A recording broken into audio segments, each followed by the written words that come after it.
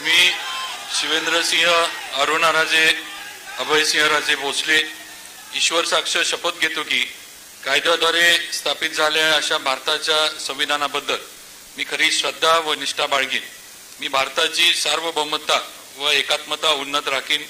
मी महाराष्ट्र राज्याचा मंत्री म्हणून माझे काम निष्ठापूर्वक व सत्सद विवेक बुद्धीने पार पाडीन आणि संविधान व कायदा यानुसार सर्व तऱ्हेच्या लोकांना मी निर्भयपणे व निपक्षपातीपणे तसेच कोणाच्याही विषयी ममत्वभाव किंवा आकस न बाळगता न्याय वागणूक देईन।